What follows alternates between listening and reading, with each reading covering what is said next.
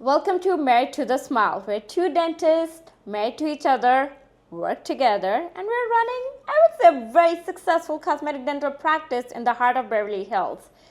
We are here to tell you all of our secrets, how we do this, and how we make it work.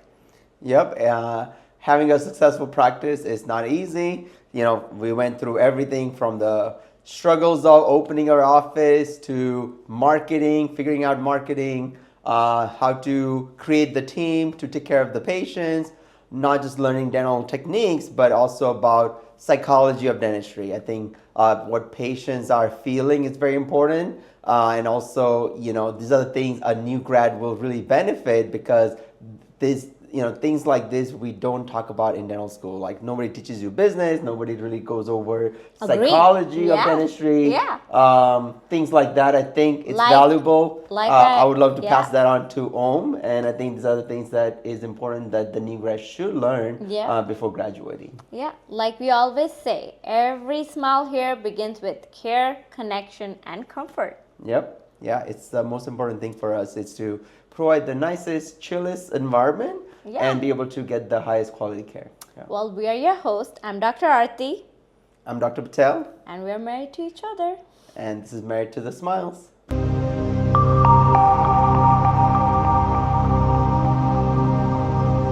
We're going to talk more about how for each one of our patients walking into the office, we make it a very chill, relaxed, comfortable, and friendly experience for them. We see patients from needing a one veneer or a crown to a full mouth rehab, and it can be intimidating, okay? Everyone, I feel like, and you'll agree, like everyone has told us that they always connect dentistry to anxiety, okay? Yeah, I mean, most of the people that we see have either neglected dentistry because of the fear.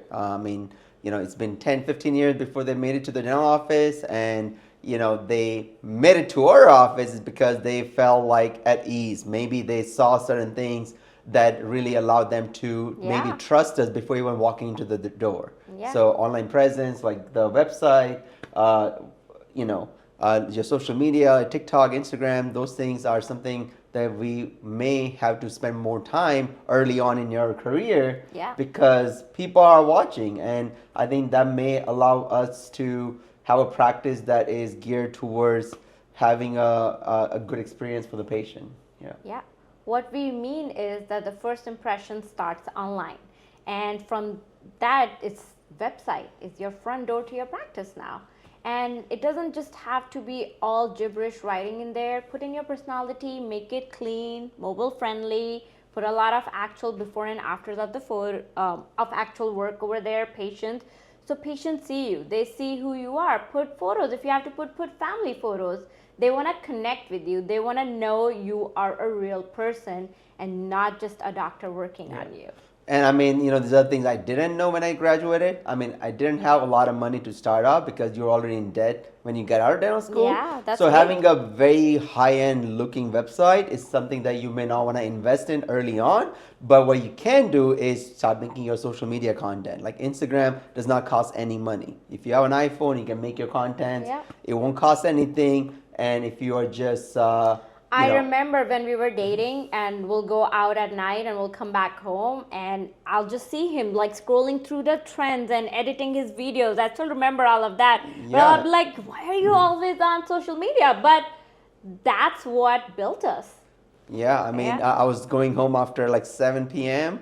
And I did all my edits. I figured out what should be my next post, figuring out trends, figuring out the style of content I want to make. And there were not that many dentists at that time. This is 2013, where we are one of the first ones to start doing minimum prep veneers at the time, where I had to figure out like what should be a narrative of the story of the type of dentistry we're doing. So those were the tough things to figure out. We always talk about it. We're not like those stiff doctors that we are used to going back in the time. Remember, where you'll go and you'll just say, "Hi, doctor." We're like the new generation of doctors, dentists, and even other professions where you walk into an office, and including me, if I'm going for a service, I want to know who I'm going to. I want to see what their office looks. I want to see what kind of patients they are seeing. I think your personality being out there and people knowing you, I don't mean you need to be an extrovert for it. Like I'm an introvert, Yeah, but me too. but it's like just letting your patients know who they're coming to, right? Yeah, I mean, most of the consults I do, patient will tell me that. I've been, watching you for all these years, and they just feel at ease. They already Yeah. feel like they know you. They know Yeah. you. And oh yeah, and we do offer virtual consultations. I feel like that is also one portal of patients knowing who we are, Yeah, meeting and- both of us there, right? Yeah. And we started the virtual consult back in 2013, where A long time ago. not that many dentists were doing it. Maybe one or few. I Yeah. remember, Yeah. because that was more of a concept of plastic surgeons, who is one of my cousins who kind of gave me an influence on that. For the Yeah. first time I Yeah. met you and I heard about the concept, because in school you don't learn about all these things. I was like, Yeah. what? A video consultation? But it works. And I feel like patients always are more at ease, or they're more calm because they are in their comfortable environment rather than being in our office. They're at home. They don't They're feel like chilling, yeah. they're they're gonna They see feel some like they- instruments. Exactly, yeah. Yeah. Because I think a lot of things, like there were times where I'll see patients where they're shivering. They're like they don't even want to go inside the room. Yeah. And I think those patients obviously had the real anxiety of dentistry, and when they meet us online, I think it made it a little easier for them to make it to the office. Yeah. Yeah. And we're still so connected with the patients we have seen or given smiles to. Like when we go on vacation, I feel like they're on vacation with us, because they'll be like, oh my God, they know our son, they know our dog, they know how old they are. And it just creates one big family, or if not family, at least they feel like they're going to a person who has a real family, who has a life outside of this office, and that everyone can connect to. Yeah, especially if you're doing veneers, which is a long-term cosmetic procedure. You are sort of married to that patient also, Yeah, because yeah, I agree. it's something know that it, yeah. you're gonna have to take care of them for over the years, because if they need a cavity work or if they need just a general maintenance, they will always want somebody to help them take care of those things. So it is a big family, like you're saying. Yeah. So to wrap it up, just to tell you all that having that online presence is so important, whether it's your website, whether it's your social media channels, or just a simple Google business page. It makes a huge difference. So you have to start somewhere. Start with your website, start with your Google business page. That would be my advice. I think to anyone who's beginning or want to create an easy, comfortable environment for their patients. And you can start this in dental school even. So even before you graduate, get comfortable making content. Get comfortable we being in knew front of the about camera. it, yeah. Yeah. Which we are still, evolving. Yeah. I feel like, we're still getting into this podcast, doing the sit downs. And this is something that we're constantly evolving in the social media community, where just making those amazing TikToks or just a 20-second post is not what we need now. So that social media is an important aspect, or the online presence is an important aspect. But once that patient walks into the door, how do we make it fun and easy for them?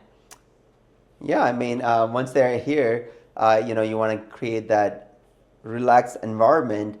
So not make it so medical or so dental-like. It starts from a living room. Starts from your own reception area. Yeah, by living room, we mean our reception area. We made it a point that we did not want it to look like a specific medical office or a dental office. I think we were both on the same page that we wanted really dim lighting over here, warm lighting, relaxed lighting, all diffuser, candles, some plants, and relaxed chairs. You don't really have to have those medical office kind of chairs. So patients, when they walk in, they don't feel like, oh my God, I'm coming to a medical office. Just feel like, oh, I'm in a relaxed space. It feels like home. It feels like I can trust these people, Yeah, like open layout, just having that open space. I think it makes it feel more relaxing. So not having those hidden little glasses where the receptionist sits. I think having that open space where when the patients are sitting in the reception area, they can actually see the staff, they can interact with them instead of having that border between the two, where the reception and the front area it's separated. So I think Yeah. having that open space was something nice we did. Yeah. And making your team members also know and on the same page that everyone knows who's walking in for that new patient appointment. So everyone's like has smiles, they know where they're coming from. Those small things make a huge difference. Like yesterday, we had a patient who was coming from San Diego. She had a 2.5 hour drive, and we were like, okay, the first thing we asked was, hey, how was your drive? Did you hit a lot of traffic? Small things like this make a huge difference. Patient feels like we know about them, we care about them. Another thing that I really like is that we both always come out and say hi if we are not with a patient, just so patient like that. Yeah. Patient like that casual environment of just walking in our office and saying hi to the doctors, rather than just for the consult. And then our staff, it's like amazing, and everyone tells us that. They take them in, they're having a little conversation with them. They put them in the chair, they make them comfortable. We always make sure there's a clear pathway for our patients to walk in. And I think what you had incorporated, which was amazing, was making them relax even when we were sharing the office. Like give them those headphones, those noise canceling headphones, so they don't hear the noise. Dentistry is a lot of noise. So just getting the headphones on was something I started doing the first day I started practicing. I think headphones was something nice. Giving them a pillow and a blanket was another thing that we did pre-COVID. Now we're just letting the patient bring it to the office. But yeah, it was something nice where they feel a little more comfortable. We always send out an email prior to the treatment, right? Where come in a comfortable clothing. Don't have coffee. Just come relax. And I think those small little details of giving them advanced suggestions of what to wear, what to eat prior to their appointment. I think those things, they feel comfortable that, hey, we do pay attention to the details. And when they are here, it's not just about transaction of like collecting money and providing them service, 100%, but also being there where they feel like we are here to help them with their anxiety and getting through this. And that is where communication comes into effect. Communication is the key to building trust with your patient.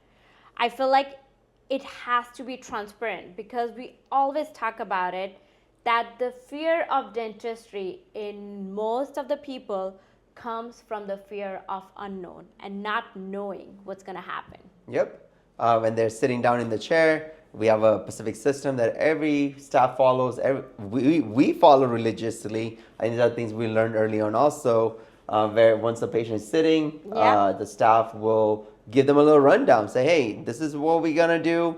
This is first thing we're going to do photos, x-rays, and we're going to go over your options. There's a specific structure that we have, so that way they already know before we start. So that way they don't feel like we are doing something that they are going to be surprised with.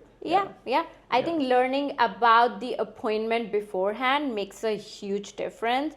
And that is something I feel like I am also OCD about, if you have to say, because we send multiple emails explaining patients what to expect in their appointment before they come into the office.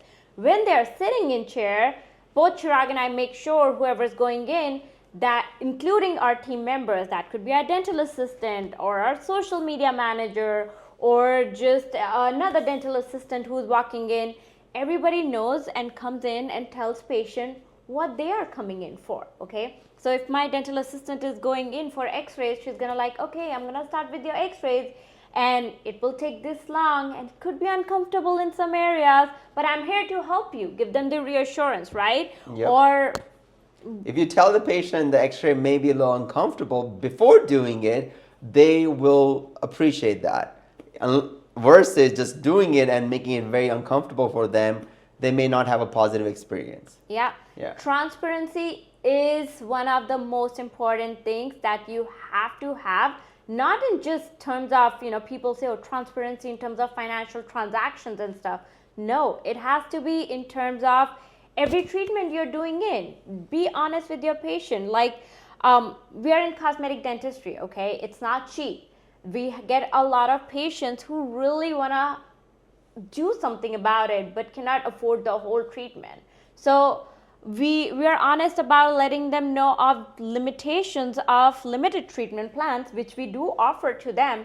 But I feel like they have to know that, okay, if they do a limited plan, what they're getting. If they're doing a complete plan, what they're getting. And I feel like you're amazing, even better than me, in explaining patients that aspect that, okay, if you're doing 4, these are your realistic result expectations. Yep. And this is where the transparency comes in. I know when I meet my patients, not just in my office, but it's a very well-known fact that a lot of people have issue trusting their dentist or their medical doctor. Why is that? It's because of lack of communication. There's not enough transparency. I feel like either it's just a transaction. The doctors are not spending time communicating, and patients don't psychologically connect with the doctor also. And those things are something that you should learn early on to ensure that you are aware of that when you're presenting treatment to your patients. Now the patient is in your chair, okay? It all comes down, I feel like, how good of an experience you're giving them in chair, right? Yeah, I mean, once the patient got the clear pathway to how the day is gonna be, your staff, your assistant basically gave them a visual idea of like, okay, we're gonna do this first, we're gonna do this second, then we're gonna do this, and then when I'm sitting down with the patient, I tell them the first thing that, hey, you're in control here. All I want you to do is raise your right hand because I'm a lefty. So raise your right hand so you'll never interfere when I'm working. The minute the hand goes up, we'll stop right away. So when they know that they have a control over letting the doctor know when to stop, I think that's important, just psychological reason for that. So that way they know that, hey, for any reason I want to stop, the hand goes up, we'll stop. So having that, just a small talk with the patient was nice to do. And I think that has really relieved them from just the unknown anxiety or just feeling like they might feel pain. We always want to make sure that the patient is very comfortable. Pain should never be experienced when you're doing dental procedures. Agree. Everything should be pain-free. Yeah. And I agree, right? As much as doctors we want it to be pain-free, at times patients can be sensitive or can be in pain or just tired. That's why we do only 1 case a day, and we do a lot of full mouth rehabs, or we do a lot of like full mouth cases. And we have decided what works for our practice and for our patients is to work on that single case a day so we can go slow. Patients feel more in control. They can take multiple breaks and feel at ease, okay? We tell them also that we are not rushing, okay? Because we have not lined up 10 patients after you. You are our priority. Once they know, they feel so good about coming. And every patient, once they're done, has told me that one line that we tell them really makes them feel like, okay, we're not going to rush through this. We're going to take our time, do it in a fun way. At least they feel like they have tiny bit control over time rather than being rushed out because doctor has another patient to go. Yep. Yeah. So when a patient's sitting in the chair, they know that there's maybe 3 to 4 staff there to help them, and there are 2 doctors. So we can all alternate, we can give them breaks, and we do focus on that one patient because they just want to feel like they're taken care of. I feel like when I'm sitting in a chair with my mouth open, I don't want my doctor to just bounce on me for like 30 minutes and then come back, because that's very common in dentistry where, you are running an office with 5 chairs and you got 5 patients at the same time. So, if you don't charge enough, unfortunately, you got to see 5 patients at the same time. So I think your pricing should also reflect the type of service you want to offer. So in honesty, that patient comfort in chair will bring you so much revenue, because that word of mouth, the good experience that your patient is having from beginning till the end while they're in chair, they will bring their family in. So many husbands we see, so many wives, so many partners, brothers, sisters of the patients we have worked, or friends, I cannot even tell you. So that will build upon your practice slowly, especially when you're starting. Those little experiences that your patient is having and loving, that's how you'll grow. And that's why we're doing this. That's why we are starting Married to the Smile, so we can spill all our secrets to you guys. Yeah, and you ought to be genuine when you're talking to your patients. Like, like really be involved. Like, feel the pain when they're feeling the pain. Full connected, and just, guys. Yeah, and that's our secret to having a successful practice. So, provide excellent care, and we'll see you on the next podcast. If you have certain things that you would like us to emphasize on for new grads, for patients alike. Things We're that ready you to would spill the secrets, guys. So let's do it. stay tuned. Next one coming up.